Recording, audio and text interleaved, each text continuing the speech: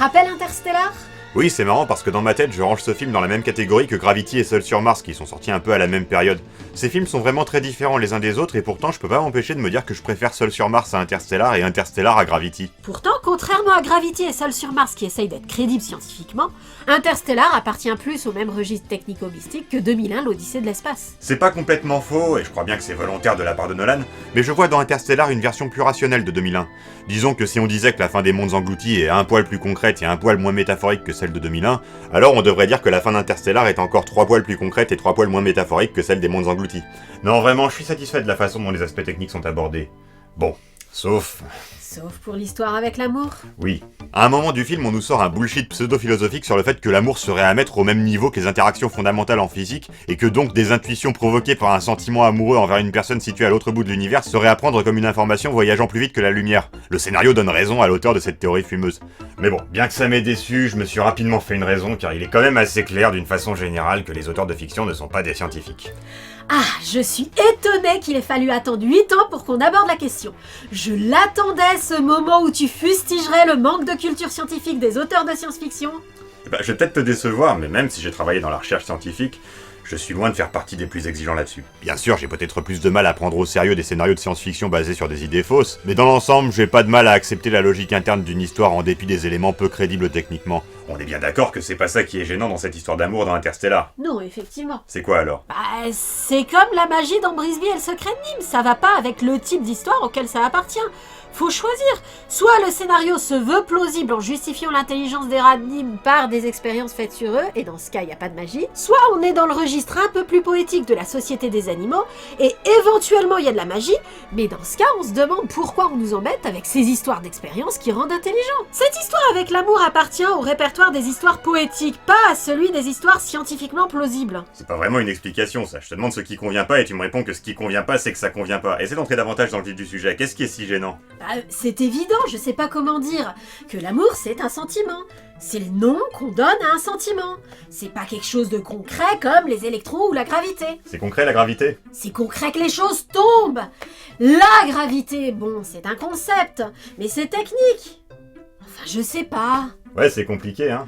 Non, ce serait simple si tu acceptais mon argument sur le mélange des genres comme une explication. Si tu veux pas l'expliquer autrement qu'en parlant de l'impression que ça fait, c'est que c'est pas simple. Tout le monde voit bien qu'il y a un problème avec cette histoire de l'amour comme interaction fondamentale, mais c'est difficile de l'exprimer en peu de mots. Prenons un autre exemple, cette fois-ci provenant d'un dessin animé, pour voir si on y arrive mieux. Le retour vers le passé qui ne ressuscite pas les morts dans Code Lyoko. Ça a toujours été le grand casse-tête de tous ceux qui voulaient proposer des explications scientifiques à ce qui se passe dans Code Lyoko. Pour ceux qui savent pas, promis, vous n'irez pas en prison parce que vous n'avez pas vu notre série préférée malgré le fait qu'on vous bassine tout le temps avec. Le supercalculateur de Code Lyoko peut déclencher un retour dans le temps, c'est-à-dire que le monde entier rembobine. Quand ça se produit, évidemment, ceux qui étaient blessés ne le sont plus, les dégâts matériels n'ont jamais eu lieu, et tout le monde sauf les héros a tout oublié puisque rien ne s'est encore passé. Sauf qu'on nous dit dans la saison 1 que ce processus qui répare tout ne ressuscite pas les morts. Vous savez très bien que s'il y a une victime, aucun retour dans le temps ne pourra la ramener à la vie. A priori, ça n'a pas de sens, parce que même si on voit très bien en quoi c'est différent pour une personne d'être morte ou seulement blessée, on voit pas du tout en quoi c'est si différent au regard d'un rembobinage du temps. En tout cas dans une interprétation physicaliste du monde, c'est-à-dire grosso modo dans laquelle tout n'est que matière et énergie. On pourrait proposer des explications plus ou moins fumeuses à cette exception de la mort pour le retour vers le passé, mais ce qui retient mon attention, c'est que, interrogée là-dessus dans l'interview que nous avons fait d'elle en 2013, Sophie de Croisette a eu l'air de considérer que, de base, c'est évident qu'un processus comme le retour vers le passé ne ressuscite pas les morts. Elle a quand même fini par proposer une explication alternative à cet élément de scénario. Oui, mais cet exemple, ainsi que celui d'Interstellar, prouve que les auteurs ne font pas toujours clairement la distinction entre ceux qui relèvent de la caractéristique technique, avoir été détruit ou échanger des informations, et ceux qui relèvent davantage du concept métaphysique, comme être mort ou être amoureux. Les auteurs ne voient pas toujours qu'un concept ne devrait pas avoir de conséquences pratiques en tant que tel. Mort, c'est juste le nom que nous donnons à détruit quand il s'agit d'un être vivant. Le retour vers le passé étant un processus automatique sans volonté, il n'a pas de raison de faire cette distinction. Mais tu as sous-entendu toi-même que la gravité aussi était seulement un concept. C'est un concept, mais on le considère à travers ses conséquences pratiques. Le fait que deux corps ont tendance à influencer leurs mouvements respectifs est quelque chose qu'on observe et auquel on donne le nom de force. Et le fait que ce phénomène se produise toujours de la même façon entre deux corps en fonction de leur masse et de leur distance, c'est quelque chose qu'on extrapole à partir des observations, auquel on croit grâce aux vertus prédictives de cette idée, et auquel on donne le nom de gravité. objets. Quand on dit que les objets tombent à cause de la gravité, ce qu'on entend par là c'est « ils tombent parce que c'est toujours comme ça que ça se passe dans ces cas-là ». Mais n'en déplaise à Merlin, l'amour ça n'a rien à voir. C'est un concept qu'on évoque à cause du sens qu'il a pour nous, pas pour donner un nom général à un ensemble de phénomènes. Pareil pour la différence entre la mort d'un être vivant et la destruction d'un objet. Croire qu'une façon de voir les choses peut influencer le monde réel, c'est faire preuve d'une pensée un peu magique. Tu sais, j'ai coutume de dire que pour quelqu'un qui n'y connaît rien, entendre parler d'un truc scientifique un peu pointu, ça fait la même impression qu'entendre parler de magie. Bon, en général, quand je dis ça, je veux surtout dire que, du coup, pour un magicien ou un dieu qui contrôle et comprend les phénomènes paranormaux qu'il provoque, la magie, c'est de la science. J'invoque cette idée quand on fait la dichotomie entre la science et la magie dans la fiction, parce que cette dichotomie ne me paraît pas si absolue. Quoi qu'il en soit, le distinguo n'est pas facile à faire, et même en ayant une vaste connaissance de la façon dont fonctionne l'existant, ça demande un effort intellectuel de se rappeler ce qui est théoriquement possible et ce qui ne l'est absolument pas. Et l'auteur de dessins animés, il n'écrit pas qu'avec son intellect, il écrit avec sa sensibilité. Et c'est comme ça que les personnages de Scooby-Doo Mystère Associé se retrouvent à fournir des explications soi-disant scientifiques aux phénomènes paranormaux du monstre du jour, et que ces explications s'avèrent encore plus fantaisistes que si les héros avaient admis qu'il s'agissait de vraie magie. Si l'auteur est une bille en sciences comme moi, et même s'il a une vague culture générale mais sans être spécialiste dans chaque discipline scientifique, sa sensibilité, elle lui dit que la science et la magie, au fond, c'est pareil. J'ai vu un documentaire norvégien à propos d'un scientifique qui se servait d'ultrasons pour contrôler les mouvements des pingouins. Comme je n'avais pas de pingouins sous la main, j'ai utilisé les cigales, qui sont légion dans la région. C'est peut-être tout bêtement ça le problème des auteurs de dessins animés. Ouais, ça rejoint un peu la fameuse troisième loi de Clark qui dit que toute technologie suffisamment avancée est indiscernable de la magie. C'est une idée qu'on retrouve un peu dans Gargoyles, au sens où même si on n'affirme pas que la magie n'est que de la science ordinaire très avancée, on nous dit quand même que l'énergie magique, c'est la même chose que l'énergie pas magique. Mais d'une part, personnellement, je ne suis pas d'accord avec cette idée, j'y reviendrai, et ensuite je pense pas que ce soit ça la source du manque d'esprit scientifique des auteurs. Comme tu l'as admis toi-même, cette histoire d'amour dans Interstellar ou de retour vers le passé dans Code Lyoko pose problème même quand on n'y connaît rien au point de trouver que la technologie moderne ressemble à de la magie. En outre, les auteurs sont souvent loin d'avoir une vision libérale de la science. Je trouve au contraire qu'ils ont tendance à en avoir une conception très rigide. Tu dis ça à cause du premier épisode de Marvel Spider-Man ? Si vous êtes de vrais scientifiques, vous pouvez résoudre tous les problèmes avec ça, en suivant les 5 étapes de la méthode scientifique. Qui sont, comme vous le savez, l'observation, l'hypothèse... La prévision, l'expérimentation et la conclusion. Oui, mais pas que. Effectivement, on sent à travers ce genre de discours un peu obtus et insistant sur la méthode scientifique que les auteurs perçoivent la recherche scientifique comme un processus ultra exigeant sur la forme, alors que dans les faits, il faut juste respecter un certain état d'esprit. Mais c'est surtout flagrant quand se pose réellement la question de la magie. Dans l'esprit des auteurs, un scientifique doit réfuter l'existence de la magie, même quand les preuves sont là depuis des décennies. Oui, c'est ce dont je parlais tout à l'heure, et ça m'a toujours énervé. Un esprit rationnel, c'est un esprit qui nie pas ce qu'il a constaté, et ne se laisse pas démonter pour autant. Mais vous ne croyez pas à ces sornettes, bien sûr. Bien sûr que j'y crois. J'ai tout vu. Enfants sorciers, êtres immortels, zombies. Mais alors là, je ne sais pas, ça me fait plutôt penser à une de ces blagues de potache. Or, la fiction en général, et les dessins animés en particulier, opposent presque systématiquement la magie à la science, même quand la magie existe clairement. Mais c'est absurde, la science, ça consiste à étudier ce qui existe. Si la magie existe, la magie, c'est de la science. C'est tout le problème de l'acception du terme science. La fiction l'associe volontiers à un postulat fondamental de la science moderne de notre monde réel, qui est le physicalisme. Apostrophé par Napoléon parce qu'il n'évoque pas Dieu dans son traité de physique, Laplace aurait répondu « Sire, je n'ai pas eu besoin de cette hypothèse ». Ce qu'il voulait dire par là, c'est qu'on peut donner une explication complète des phénomènes qu'il décrit dans son livre sans jamais qu'il soit nécessaire de croire à une volonté divine pour que ces explications tiennent la route. Parce qu'il était provocateur, il employa le terme hypothèse. Mais indépendamment de ça, cette citation résume le postulat physicaliste. Selon ce postulat, on n'a jamais besoin de faire appel à une cause surnaturelle pour expliquer un phénomène naturel, et tout pourrait s'expliquer par de la physique, même si l'explication en question est parfois trop complexe pour être à notre portée. C'est un peu contre-intuitif de penser que des choses trop complexes pour être à notre portée pourraient quand même s'expliquer par la physique. Si c'est physique, c'est observable. Si c'est observable, c'est appréhendable. Pas plus contre-intuitif que ça. C'est un peu comme la stratégie optimale du jeu de Go, le fameux coup divin, qui existe forcément mais est introuvable car le jeu est trop complexe et quand bien même on la trouverait, on comprendrait pas forcément automatiquement pourquoi cette stratégie est optimale. Alors les scientifiques de fiction devraient aborder la question de la magie dans des termes, comment tu as dit, physicalistes, plutôt que d'en nier l'existence. Magie noire, magie blanche, ça reste de l'énergie. L'énergie, c'est de l'énergie, qu'elle soit produite par la science ou par la sorcellerie. Ça serait beaucoup plus logique et ça donnerait beaucoup plus de cohérence interne à l'univers. Ça ne m'étonne pas que tu arrives à cette conclusion, mais je ne dirais pas ça car comme j'ai dit, moi je suis en désaccord avec la troisième loi de Clarke. Je vois au moins 2 critères sur lesquels on peut distinguer la magie d'une technologie très avancée. D'une part, d'un point de vue logique, on n'a pas forcément besoin de connaître tout ce qui est possible pour savoir que certaines choses ne le sont pas. S'il y a occurrence caractérisée de quelque chose qu'on a démontré impossible, il y a magie. Effectivement, la méthode courante pour prouver au spectateur que le surnaturel a réellement eu lieu est de montrer une chose banale mais incontestable qui ne peut pas s'expliquer autrement. Un objet ramené d'un autre monde, un truc qui n'a pas disparu avec tout le reste à la fin de l'histoire, ça montre que les auteurs ont conscience qu'un événement banal mais impossible est la meilleure preuve que quelque chose d'incongru a eu lieu. D'autre part, je reviens à cette histoire de concept métaphysique ayant une incidence sur la réalité pour dire que, selon moi, on pourrait définir la magie comme l'ensemble des phénomènes où c'est l'intention qui compte, qui se produisent parce qu'on les a voulus, et ne se seraient pas produits si on ne les avait pas voulus mais qu'on avait tout fait pareil par ailleurs. En effet, dans Castlevania, c'est comme ça que Sypha explique le fonctionnement de la magie. C'est l'essence même de la magie. Changer les choses conformément à sa volonté. C'est sans doute aussi grâce à ce concept que le feu des maîtres du feu peut ouvrir la porte du temple dans Avatar le dernier maître de l'air, alors que la déflagration de bombes n'y suffit pas. Les maîtres de l'eau, de la terre et de l'air ne créent pas leur élément, seuls les maîtres du feu le font. Donc, dans la logique de l'histoire, la différence ne provient sans doute pas du feu lui-même, mais du fait qu'il a été produit et mu par une volonté et pas par un mécanisme automatique. Ceci dit, l'alchimie dans Full Metal Alchemist se présente comme une science, mais semble obéir à ce principe. On ne peut pas en faire accidentellement, il faut savoir ce qu'on fait pour que ça marche. Je dirais que c'est malgré tout le point clé sous-jacent à l'opposition entre magiciens et scientifiques dans la fiction. Croire ou non au pouvoir de l'esprit, de la volonté, même si c'est rarement verbalisé comme ça et rarement verbalisé tout court. Seul un cœur méritant peut comprendre cela. Ah non! Le travail et les études font un être méritant. Pourtant ça le devrait car c'est pas une discussion sur le sexe des anges. Le problème de l'intentionnalité, aboutness en anglais, c'est-à-dire le fait de penser à quelque chose qui motive nos actions, est un gros problème en philosophie de l'esprit. Car tous les philosophes de l'esprit moderne sérieux sont physicalistes, et que même si on sait en gros à quoi correspondent nos pensées d'un point de vue physique, avec les réseaux de neurones et tout, on ne peut pas nier que cette fameuse aboutness est irréductiblement le moteur de certaines de nos actions. L'idée que l'intention compte coexiste mal avec le physicalisme, même dans la réalité. Dans la fiction, le point de vue qu'on adopte sur cette question détermine si on va croire que l'intelligence artificielle peut devenir consciente d'elle-même comme Phantom 2040 qui est physicaliste jusqu'au bout, ou si on va croire la question de l'intentionnalité insoluble dans le physicalisme et se sentir obligé de décider que notre robot sensible est en fait d'origine organique, comme finissent par le faire Green Lantern et Code Lyoko. En tout cas, ces deux définitions de la magie, l'occurrence de choses démontrées impossibles et quand l'intention compte, sont incompatibles avec une vision physicaliste du monde mais sont des caractéristiques courantes de ce qu'on appelle magie dans la fiction. Si le physicalisme est un vrai postulat de la vraie science, alors j'ai tort et les auteurs ont un peu raison d'opposer science et magie finalement, non? Seulement si on suppose que la science d'un monde qui connaît la magie sera identique à celle d'un monde comme le nôtre qui ne la connaît pas. Or c'est une supposition absurde. Les scientifiques du monde réel sont physicalistes car rien ne permet de penser que les phénomènes naturels ont parfois des causes surnaturelles.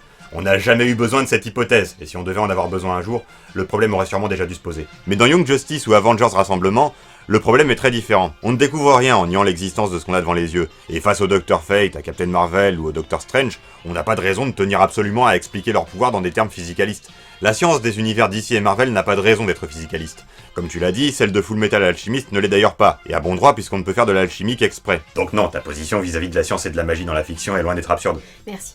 Ceci étant dit, je comprends quand même les auteurs. Dans un monde où on admet que tout phénomène pourrait être inexplicable au-delà de l'assertion c'est magique, personne n'a de raison de devenir scientifique. C'est sans doute un peu l'idée de Terry Pratchett quand il écrit sur le thème « La magie existe, mais la science serait plus pratique que la magie ». S'il y a des scientifiques, c'est qu'il y a encore des gens qui croient que tout est explicable. Donc il nie l'existence de la magie. Bien vu. Ça explique sans doute que les sorciers d'Harry Potter aient l'esprit si peu scientifique. Ceci dit, ça pose la question de ce que signifie expliquer, et dans quel cas on peut se contenter d'un ta gueule c'est magique. On dit souvent que c'est une facilité scénaristique, je fais partie de ceux qui trouvent cet argument acceptable dans certains cas. Par exemple, dans Gargoyles, on nous explique que la biologie des gargouilles est explicable par leur métabolisme bizarre qui leur permet d'absorber la lumière du soleil à l'état de statue pendant la journée, mais que leur transformation en statue est, elle, inexplicable ou en tout cas pas reproductible. Ça montre comment on peut combiner science et magie dans un même univers. Pourquoi les gargouilles sont si formidables? Parce qu'elles dorment longtemps et absorbent plein d'énergie.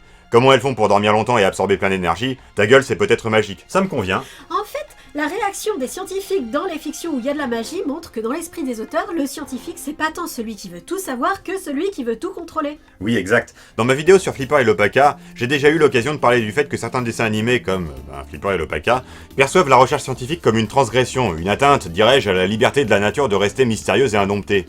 Dans Flipper et l'Opaka, ça se traduit par le fait que toute tentative de mieux connaître ou contrôler son environnement n'aura que des conséquences négatives, et que seule l'humilité des sages, forcément anciens, permet de trouver de bonnes solutions aux problèmes. Pour une vieille affection, vous devez utiliser un vieux médicament. C'est un cas extrême, mais on cite de temps en temps aussi le cas de Sokka d'Avatar le dernier maître de l'air, on l'évoquait d'ailleurs il y a quelques minutes, qui ne parvient pas à reproduire la maîtrise du feu avec des explosifs, comme pour affirmer que la quête de tout comprendre est vouée à l'échec, et surtout celui d'Engiwok, qui doit admettre au fil d'un épisode de l'histoire sans fin que certains secrets doivent rester des secrets, comme s'il était malsain en soi de chercher à tout connaître, comme si la vérité avait le droit inaltérable de ne pas être découverte, tout comme les humains ont le droit inaltérable de ne pas être réduits en esclavage. C'est ainsi qu'Engiwok apprit que les secrets demandent à être respectés. Mais je crois que ça fait écho à un sentiment confus qui existe depuis un moment dans nos sociétés.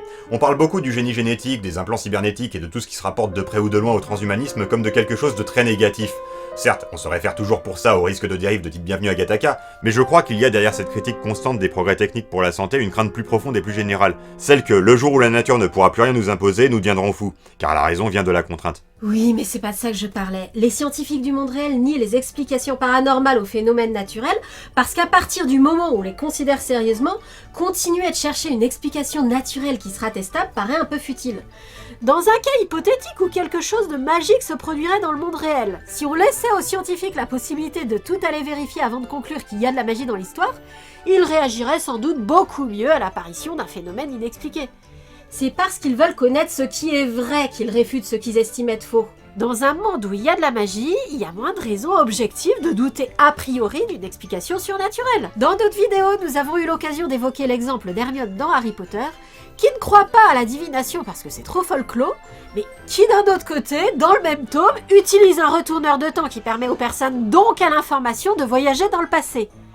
Il n'y a pas de raison de douter a priori qu'on peut prédire le futur à l'aide de signes quand on sait qu'on peut transformer des objets en animaux avec des formules et que l'information peut voyager dans le temps. Pour prendre un exemple de dessin animé, où l'auteur est davantage incité à expliciter son point de vue de façon à en faire une morale, il y a l'exemple de Twilight Sparkle qui étudie la magie de façon scientifique et donc est sceptique face au pouvoir de Pinkie Pie sous prétexte que d'après elle, il n'y a qu'un seul type de magie et qui ne fonctionne pas comme ça. Alors c'est pas du tout ma spécialité, mais la physique du monde réel est confrontée à un problème vaguement similaire, celui de l'unification de la relativité générale et de la mécanique quantique. De manière très simple, tout se passe comme s'il y avait des lois de la physique pour les choses grosses et des lois de la physique différentes pour les choses petites. Un peu comme si les choses grosses et les choses petites existaient dans des univers différents. Ce qui n'est pas le cas puisque les choses grosses sont des assemblages de choses petites. Donc les physiciens sont convaincus qu'il existe une façon de voir les choses qui réconcilierait ces deux jeux de loi. S'ils avaient été comme Hermione, ils auraient simplement nié l'existence des choses petites. S'ils avaient été comme Twilight Sparkle, ils auraient cherché sans relâche des dysfonctionnements dans leurs appareils qui donnent des résultats erronés pour les choses petites. En effet, le problème de Twilight Sparkle est différent de celui d'Hermione. Elle essaye de tester les pouvoirs de Pinkie Pie, mais il ne se déclenche jamais quand on y prête attention apparemment. On pourrait dire que c'est comme la mesure qui interfère avec le résultat en physique quantique. Vous savez, le fameux chat de Schrödinger qui ne sera mort ou vivant que quand on vérifiera dans lequel des deux états il est. Il n'empêche que les conséquences de ces pouvoirs sont observables, et lorsqu'elles deviennent indéniables, la série étant sur l'amitié, Twilight Sparkle en conclut que certaines choses ne doivent pas être soumises à l'investigation et qu'il faut parfois simplement choisir d'y croire. La morale comme quoi il ne faut pas douter de ses amis au nom de ses propres convictions me convient, mais l'idée que ça implique qu'il faille renoncer à chercher à comprendre me semble excessive.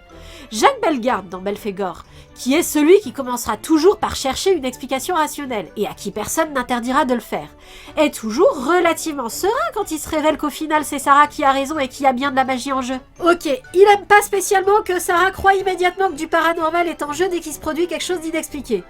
Mais ce qui le dérange là-dedans, c'est surtout que ce soit la première hypothèse de Sarah, et pas celle qu'on envisage une fois qu'on a éliminé toute possibilité d'explication rationnelle. Je ne suis pas complètement fan de la multiplication des genres dans la série Belphégor, et du fait que la magie y côtoie des péripéties plus ou moins réalistes, mais je trouve que l'attitude de Jacques est celle que devraient avoir les scientifiques de fiction dans les univers où la magie existe. Le cas de figure de Twilight Sparkle me semble prouver que dans l'esprit des auteurs, chercher à comprendre, ça veut dire tenter de circonscrire les observations dans des schémas de pensée préétablis. Ce que ça n'est pas. Ce que ça n'est pas mais que je comprends. En effet, en science, on essaie de ne jamais faire appel à de nouveaux concepts tant qu'on n'en a pas besoin. Donc il y aura effectivement toujours cette phase où on essaye de comprendre les observations à la lumière de l'idée qu'on se fait déjà du monde.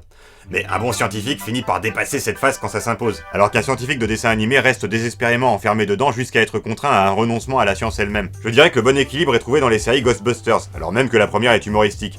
Les fantômes ne sont pas toujours 100% compréhensibles et font l'objet d'un ta gueule c'est magique irréductible, mais par contre ils peuvent être classifiés et délimités par un certain nombre de points faibles qui sont quasiment toujours les mêmes. C'est ce à quoi Ray et Egon s'intéressent quand ils disent qu'ils étudient les fantômes. Bon, c'est aussi parce que ces aspects pratiques servent pour leur business de défantomisation. Une chose étonnante quand même, c'est que autant les auteurs de dessins animés trouvent que les scientifiques ont une vision étriquée du monde au service d'un désir vain de tout contrôler, autant dans les dessins animés, certains mots-clés appartenant au registre scientifique, comme radiation, génétique, quantique, permettent d'arriver à n'importe quel résultat. Dans cette catégorie, on peut citer le coup du « on n'utilise que 10% de notre cerveau ». Cette idée déjà fausse sert parfois à avancer l'idée qu'on aurait des pouvoirs surnaturels dans le cas contraire, ce qui est loin d'aller de soi. Tiens, au fond, c'est sans doute ça l'idée derrière la magie des rats de Nîmes. Des auteurs avisés comme ceux de Spider-Man essaieront tout de même de mettre de l'ordre là-dedans en limitant la superscience à un petit nombre d'éléments surnaturels. Dans Spider-Man, c'est la néogénétique, qui a un effet, conférer des propriétés d'autres animaux à des humains, ce qui permet de créer des personnages aussi divers que Spider-Man lui-même, le Scorpion, le Lézard ou Morbus. Comment se fait-il que ce soit possible dans cet univers alors que le génie génétique du monde réel ne le permet absolument pas? Grâce à cet appareil précis, le recombinateur néogénétique, invention géniale du professeur Stilwell. Et comment marche le recombinateur néogénétique? Ta gueule, c'est technologique. À moi, ça me convient. Par contre, penser qu'il suffit d'ajouter des mots savants pour donner l'illusion d'avoir expliqué quoi que ce soit, ça ne me convient pas. Or, c'est typiquement l'effet voulu quand la solution à tous les problèmes consiste à inverser la polarité. Il faudrait que je puisse inverser la polarité. Inverser la polarité! Maintenant, on va inverser la polarité de la prise. Inverser la polarité? J'inverse la polarité. À ce compte-là, si vraiment il fallait toujours fournir des explications techniques qui satisfassent les experts des disciplines abordées, le moindre épisode devrait mobiliser des dizaines de consultants de toutes sortes pour un résultat minime. Tu as dit que tu n'étais pas trop d'accord avec la loi de Clark. Comme j'ai dit, à moi elle me paraît pas absurde. Pour moi, la technologie du monde réel ressemble déjà à de la magie. Ça me dérange pas que les solutions techniques proposées dans la fiction aient souvent l'air un peu miraculeuses. Ça arrive que l'aspect scientifique des choses soit peaufiné. Quand on regarde des épisodes de Stargate SG-1, on se rend compte qu'ils ont bénéficié de consultants assez pointus, mais on a parfois l'impression que ces consultants ont expliqué les éléments techniques à Knuckles, et qu'ensuite Knuckles les a expliqués aux scénaristes. Résultat, c'est complètement bidon, mais on voit où le consultant a voulu en venir, c'est très curieux. Et c'est franchement mieux qu'inverser la polarité génétique du modulateur de phase quantique à toutes les sauces? À titre personnel, ça me paraît plus intéressant dans Code Lyoko où on essaye quand même un peu que dans Ben 10 où on essaie pas du tout. Mais tu as raison, c'est pas vraiment le problème. Le problème, c'est que cette forme de paresse quand on touche aux questions techniques va avec un état d'esprit général des auteurs qui ne se pose que très rarement la question du scénario dans des termes techniques. Préférer s'intéresser au type d'histoire qu'on raconte et à ses règles esthétiques plutôt qu'au type d'univers concret et à ses règles techniques, ce n'est pas de la paresse, c'est un choix orienté par les goûts et les couleurs. C'est pas que je l'approuve, mais je peux pas te laisser dire qu'on fait ce choix par paresse, en tout cas pas systématiquement. Il arrive à des histoires d'être très bonnes parce que l'auteur a voulu qu'elles soient plus belles que logiques. Tu m'as mal compris. Je parle de choses comme ça. Là, le frère de Lily a perdu la sœur de Franklin quand ils sont passés derrière un arbre, où le spectateur ne les voit pas. Mais eux, ils continuaient de se voir. Le scénario fait comme si c'était pas le cas. Je suis du même côté de la route que toi, je t'ai vu aller te cacher dans les poubelles. C'est embêtant même dans une œuvre qui cherche davantage à être belle qu'à être logique, et ça se produit parce que, n'ayant pas eu le réflexe d'envisager cette péripétie d'un point de vue technique, on ne s'est du coup pas posé la question du comment faire. En sciences expérimentales, c'est pourtant une question qu'on est obligé de se poser, donc on se pose instinctivement. Effectivement, c'est une question qu'on est d'autant moins incité à se poser dans un dessin animé où il suffit de dessiner une chose pour qu'elle existe. On n'a pas besoin qu'une caméra filme quelque chose de préexistant. Tiens, justement, un problème récurrent en science-fiction, mais pas que, c'est celui de la caméra. Souvent, les personnages observent quelque chose sur un écran, alors que rien ne filme ce quelque chose. Les vaisseaux spatiaux arrivent à se filmer eux-mêmes de l'extérieur. Où est la caméra ? Nos top 10 sont souvent centrés sur cette idée, la fiction se permet des largesses avec la réalité parce que le propos est plus important que la continuité de l'action. Comme aurait dit Pratchett, les chances uniques sur 1 million se produisent 9 fois sur 10, un nombre illimité d'actions peuvent être entreprises au cours d'une durée fixe si elles ne sont pas filmées, et un élément illogique est pardonnable tant qu'il ne s'oppose pas à ce que l'histoire elle-même fonctionne. Pourtant, ces éléments illogiques sont illogiques. Dans une histoire de voyage dans le temps, si le passé et le futur ne communiquent pas, alors ils n'ont absolument aucune raison de rester synchronisés. Et pour des œuvres comme Power Rangers Time Force ou Legacy of Kain qui prennent en compte cette contrainte autant que faire se peut, la majorité des dessins animés où il y a un épisode de voyage dans le temps font un peu ou carrément comme si les instants choisis pour le voyage étaient des points de départ depuis lesquels le temps s'écoule de façon synchronisée. Un exemple trivial où on voit que les auteurs ne se posent pas la question d'un point de vue technique serait celui de la combinaison des Green Lantern.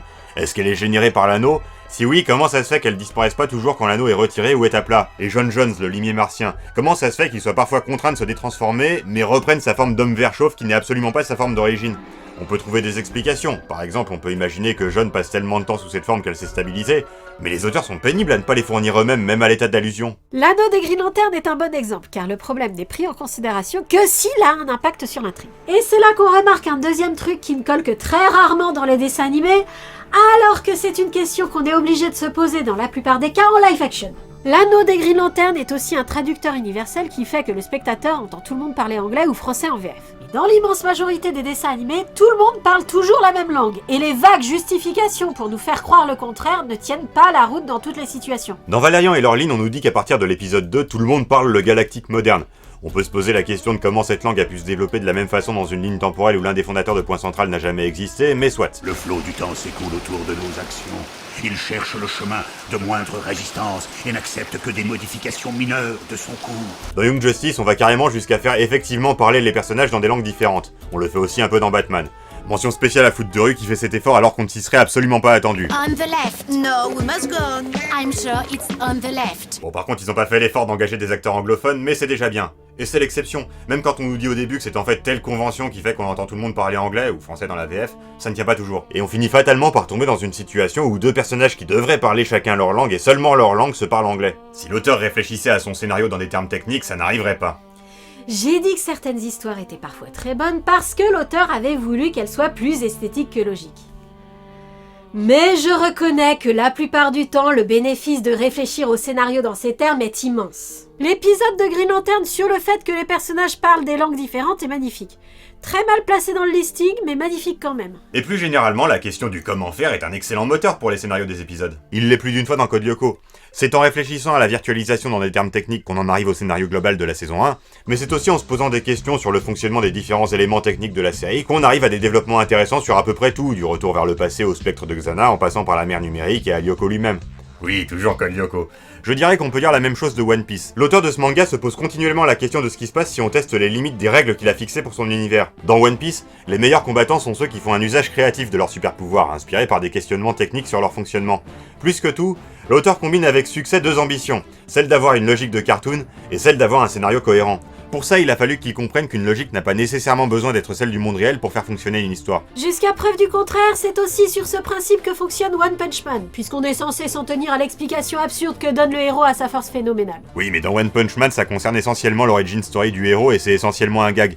Dans One Piece, c'est tellement général que c'est pas seulement un gag. On est très clairement dans un univers où, pour le coup, les concepts métaphysiques ont une incidence sur les événements, un peu comme dans les contes du chat perché où il suffit de décider qu'on va être un éléphant pour en devenir un, et où le scénario, les dialogues et les personnages tiennent compte de cet état de fait pour raconter une aventure à laquelle malgré tout on arrive à croire. Ça fait partie de ce qui rend One Piece si séduisant à mes yeux.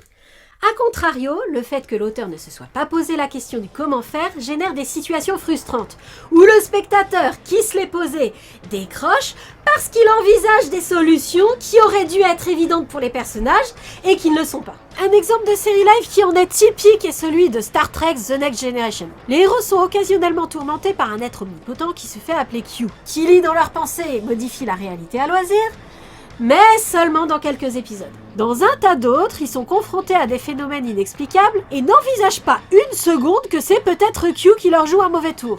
Même si effectivement l'explication est souvent plus banale, la question de savoir s'ils sont aux prises avec un des nombreux dieux de cet univers, ils auraient dû se la poser et se la posent très rarement. Les séries animées, qui ont souvent encore moins l'ambition d'être des feuilletons, ont fréquemment des problèmes de ce genre. On ne reviendra pas sur Ben 10 et ce fameux badge qui permet à Vilgax de désactiver l'Omnitrix, mais sur lequel Ben lui-même ne tente jamais d'appuyer. On avait évoqué dans la vidéo Highlander un épisode frustrant où les Anomas, des fourmis géantes, sont au cœur du problème et où Quentin ne songe pas à aller demander de l'aide aux spécialistes des Anomas rencontrés dans un épisode précédent. Pour un auteur qui a la conclusion en tête au moment où il écrit le début, ça paraît sûrement naturel de ne pas passer par un questionnement sur le comment faire, mais pour le spectateur qui suit l'histoire dans l'ordre, il manque souvent une mention des situations similaires déjà vécues dans d'autres épisodes et des raisons pour lesquelles les solutions alors trouvées ne conviendraient pas. Une chose qui me frappe, et qui a à mon avis la même cause, c'est que les dialoguistes, quand ils n'ont pas recours à du techno-babillage, c'est-à-dire à des phrases dans ce style, il va falloir que je me repasse la séquence quantique pour traquer les anomalies au niveau des métadonnées. emploient souvent des termes appartenant plutôt à un registre métaphorique et ont tendance à rester inutilement évasifs pour parler de choses tout à fait concrètes. J'évoquais tout à l'heure le coup divin dans Hikaru no Go, une expression inutilement poétique pour désigner la stratégie parfaite qui existe forcément au Go comme dans tous les jeux de ce genre. C'est pour l'emphase. Admettons. Des cas où c'est moins nécessaire alors. Je trouve que dans Batman, série qui comporte relativement peu de surnaturel pour une adaptation de comics de super-héros, on emploie parfois des expressions trompeuses qui impactent le scénario en retour. Par exemple, je trouve qu'on qualifie trop souvent Croc le tueur d'homme crocodile. Que lui-même le fasse pour l'esbrouf passe encore, mais que Batman dise ceci... Je recherche un type dangereux, moitié homme, moitié crocodile. Ça va pas. Croc le tueur est humain, il a juste une maladie orpheline assez rare dont on meurt généralement jeune, et le fait d'avoir une drôle de tête a un impact important sur sa personnalité, mais c'est pas un homme crocodile. Dire que c'en est un n'est qu'une façon de parler, pourtant... Ouais, dans la SMD, les nouvelles aventures de Batman, il ressemble vraiment à un homme crocodile. Bon, Croc n'est pas le seul personnage de Batman à être traité de cette façon par les dialogues. Poison Ivy est le cas le plus bizarre. N'ayant pas d'origin story dans la série d'origine, il est tantôt possible de croire qu'elle a juste une très bonne connaissance des plantes carnivores super rares, des poisons et des techniques de manipulation des plantes, tantôt presque obligatoire d'admettre qu'elle a des super pouvoirs. Et parfois, les dialogues tentent de créer de l'ambiguïté là où il n'y en a pas. Dans cet épisode, non seulement les dialogues essayent de donner l'impression que Catwoman est réellement une femme chat mue par des instincts animaux incontrôlables comme c'est un peu le cas dans Batman le défi, mais en plus il y a ce dialogue inutilement imagé. Parce que Scarface est une autre personne, il n'a rien à voir avec moi. Mais il est enfoui quelque part en toi, et je te tiendrai sous ma griffe tant que je ne l'aurai pas trouvé. Alors, dans le ventriloque, il n'y a aucun doute sur le fait que Monsieur Scarface est juste une marionnette, ni sur le fait que c'est le ventriloque qui a une double personnalité. Catwoman veut juste dire « je m'en fous, si je te tue, il mourra aussi ». Mais dit comme ça, je sais pas, on dirait que les dialoguistes veulent rendre les choses plus ambiguës. Ce serait juste à cause de la censure ? Quoi qu'il en soit, ce choix fréquent d'un langage métaphorique en lieu et place de description concrète donne l'impression qu'effectivement, le but premier des auteurs est de donner une impression, et que les aspects techniques de l'univers qu'ils mettent en scène ne sont qu'un outil au service de cette impression. C'est sans doute pour cette raison que c'est si rare qu'une œuvre s'en tienne à ses propres règles de bout en bout sans tenter de les transgresser. Une façon dont on peut l'éviter est d'assumer d'être dans un registre métaphorique et de volontairement brouiller la frontière entre ce qui relève de l'événement concret et ce qui relève du symbole. De ce point de vue, Les Mondes Engloutis s'en sort bien. On peut reprocher à ces choix de mise en scène d'être faciles, mais leur conséquence est que ce qui est compréhensible tient la route, puisque les détails qui pourraient être contradictoires sont trop abstraits pour être jugés dans des termes techniques, contrairement à Interstellar qu'on mentionnait au début. Pour autant, le dosage est bon, puisqu'on comprend suffisamment ce qui se passe pour que la fin soit intéressante, contrairement à 2001 qu'on mentionnait aussi au début. Donc je dirais que ce sont de bons choix. Car quand une série se met en tête d'être claire sur ce qui se produit devant nos yeux, il y a toujours au moins un truc qui ne colle pas. Je reprends l'exemple de Code Lyoko, qui pourtant s'en sort bien de ce point de vue-là. Les exemples de technobabillage tels que celui cité précédemment, ils sont relativement rares, et en général, quand on parle technique dans Code Lyoko, on sait de quoi on est en train de parler. Malgré ça, il y a eu quelques couacs. Oui, dans la saison 1, mis à part éventuellement dans le premier épisode où on comprend pas trop comment l'ours en peluche peut devenir géant, on essaye toujours de nous fournir une explication plus ou moins sérieuse à comment fonctionne l'attaque de Xana. Des fois, ça tient pas la route, mais on essaye quand même. Mais dans la saison 2, quand Xana acquiert la capacité de s'en prendre directement aux humains et de les contrôler, mis à part dans le premier épisode où ça se produit, les individus contrôlés par Xana ont des super pouvoirs. Ils sont intangibles, ils projettent des arcs électriques, ils peuvent même se dédoubler. On pourrait se dire que ces super pouvoirs sont l'effet du spectre, comme avec l'onde méga dans la marque jaune, mais le fait qu'un individu possédé par Xana devienne une sorte de demi-fantôme surpuissant n'interpelle absolument pas les personnages. Comme si c'était tout à fait intuitif, alors que... non, pas du tout. Ça rejoint un peu ce qu'on disait au début sur le retour vers le passé qui ne ressuscite pas les morts. Au sujet du retour vers le passé, une violation plus caractérisée de la logique interne de la série a lieu à la fin de la saison 3. William, qui comme tous les autres personnages secondaires a subi le retour vers le passé des dizaines de fois, fait des rêves étranges correspondant aux événements d'un épisode où Yumi finit par refuser qu'il intègre l'équipe des héros. Comme si l'effacement de sa mémoire avait été imparfait. Sauf que le retour vers le passé n'efface pas la mémoire, il renvoie dans le passé. Même si, comme pour tout dans Code Lyoko, on peut envisager des explications pour réparer le scénario, l'idée qu'on puisse conserver des souvenirs de la période supprimée par le retour vers le passé est a priori absurde. Pourtant, on dirait que l'idée est naturellement venue au scénariste et qu'il ne voit pas en quoi le concept du retour vers le passé, qui est pourtant également de leur plume, est contradictoire avec cette idée. Les dessins animés ont plusieurs auteurs, une intention de départ peut se perdre d'un scénariste à l'autre. De ce que j'ai compris, c'est pire dans Code Lyoko Evolution. Être mieux que Code Lyoko Evolution n'est pas un gros exploit. Moi, ce que je remarque, c'est qu'il y a des formes de magie que les scénaristes ne semblent pas identifier comme telles.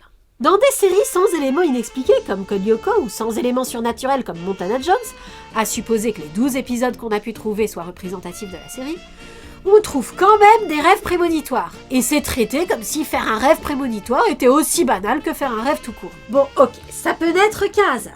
Alfred rêve de la tour de Babel parce que c'est le sujet qu'il étudie en ce moment, il rêve de Lord Zero parce qu'il en a tout le temps peur, et Lord Zero est sur le coup parce qu'il est partout cet homme-là. Et le fait que les détails qu'Alfred voit dans son rêve correspondent à la réalité, Disons que c'est juste une convention graphique, ou qu'Alfred est un archéologue assez talentueux pour deviner comment vont être les choses. Mais je me retrouve à blablater 20 minutes pour donner une explication rationnelle à un élément fantaisiste du scénario, alors que la série elle-même nous évacue ça d'un « ok, c'était un rêve prémonitoire ». Dans un dessin animé où il n'y a pas de magie normalement. J'aurais voulu que ce soit l'auteur qui fasse cet effort. Ça c'est rien, j'ai pire. Il y a les bagues magiques dans Sourire d'Enfer et l'acupuncture miraculeuse qui...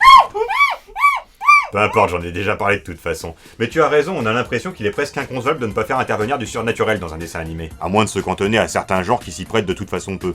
Plus généralement, on a l'impression que dans un dessin animé, tout doit être possible. Ce n'est qu'un dessin animé après tout. Tout est permis. C'est un peu l'idée que défend le réalisateur de Brisby et le secret de Nîmes, qui, interrogé sur la magie dans le film, vu qu'elle n'était pas dans le livre et n'a apparemment pas gêné que nous, aurait dit qu'il était inconcevable pour lui de faire du dessin animé sans magie. Mais ça n'explique pas tout. Un exemple humoristique. Dans Pokémon, il y a du surnaturel, ce sont les Pokémon eux-mêmes. Il n'empêche que les humains aussi peuvent avoir des super pouvoirs. Ils subissent peut-être l'influence des Pokémon psy. Alors un exemple pas humoristique, mais un peu fumeux, que je trouve néanmoins typique de la tendance des auteurs de fiction à préférer l'approche mystique à l'approche non mystique. Fullmetal Alchemist, la série de 2003. Contrairement au manga et à Brotherhood où les aspects mystiques jouent un rôle plus important, l'adaptation de 2003 aurait pu se passer du mysticisme. L'alchimie est présentée comme une science non physicaliste basée sur un principe de conservation de la matière où on ignore un peu les transferts d'énergie.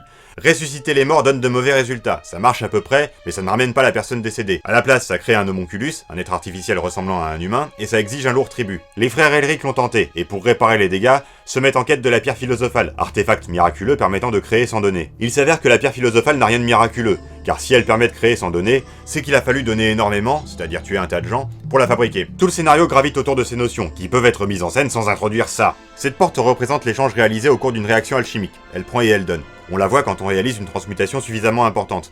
Mais son simple aspect appartient au registre du mysticisme, pas à celui des sciences de la nature. Elle est ouvragée, elle représente des choses, elle contient des êtres mystérieux apparemment vivants. La série de 2003 pouvait facilement s'en passer, ainsi que des 2-3 autres détails qui appartiennent à ce même registre mystique, mais a choisi de l'introduire malgré tout au milieu de la série. Car oui, contrairement à Brotherhood, la série de 2003 ne montre pas la porte dès le début et lui donne même un aspect différent, celui de la porte de l'enfer de Rodin.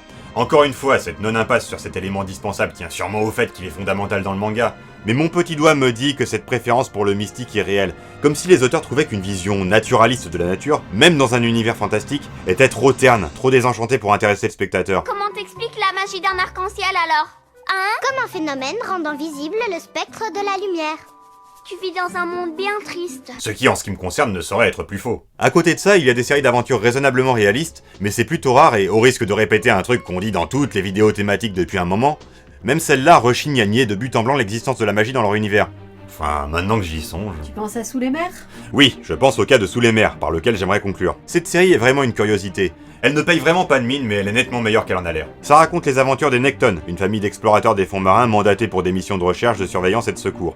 Leur but ultime, retrouver la Lémurie, oui, comme dans Mighty Max. Des personnages bien équilibrés au dialogue subtil, on se rend progressivement compte que la série se distingue aussi par son approche des questions scientifiques et techniques. Est-ce que c'est dû au fait d'être une adaptation de BD? En tout cas, la série n'oublie jamais de prendre en compte le fait qu'on est sous l'eau dans un sous-marin, et que même à 5 cm l'un de l'autre, on doit communiquer par radio quand on est dans un scaphandre et qu'on est séparé par de l'eau. C'est souvent un élément important du scénario, et en tout cas, c'est déjà bien comparativement à ce qu'on voit couramment dans les dessins animés. Enfin, chose rare, la série est écolo sans véhiculer une image négative de la science, de l'industrie et du progrès.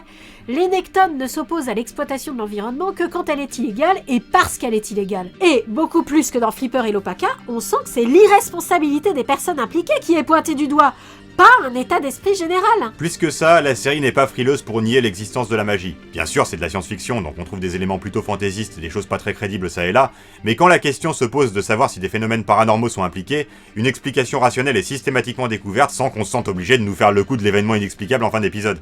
On trouve déjà ça dans Rahan, et on pourrait dire que c'est tout le principe de la première série Scooby-Doo, mais dans Sous les mers, il y a vraiment le côté, il se passe des choses vraiment très impressionnantes dans les fonds marins, mais toutes sont naturelles. C'est probablement parce que la série a une vocation, croyez-le ou non, documentaire. Un peu plus que Montana Jones, mais du même genre. Les données biologiques, physiques ou chimiques intervenant dans le scénario seront toujours justes sur le principe, seulement exagérées pour les besoins d'une série de science-fiction. Et souvent, l'intrigue de l'épisode sera centrée sur une curiosité scientifique du monde réel, comme la baleine 52 Hz, ou une incongruité inexpliquée des relevés océanographiques à laquelle la série va proposer une explication, comme l'anomalie de la mer Baltique. La série n'est pas toujours cohérente surtout, notamment entre la saison 1 et la saison 2, mais elle est vraiment bien faite de beaucoup de points de vue, dont celui de l'incorporation d'éléments scientifiques dans le scénario. Le fait que ces aspects de Sous les mers nous aient spontanément paru atypiques renforce ma conviction que les dessins animés ne sont en général pas écrits de la manière dont un scientifique les écrirait. C'est certes une source de frustration pour les communautés de fans quand des éléments pas cohérents viennent se glisser dans nos séries préférées parce que le scénariste n'a pas pu ou n'a pas su se poser les bonnes questions, mais au fond il est assez normal que les auteurs soient plutôt des littéraires et qu'ils privilégient la vue d'ensemble au point de détail.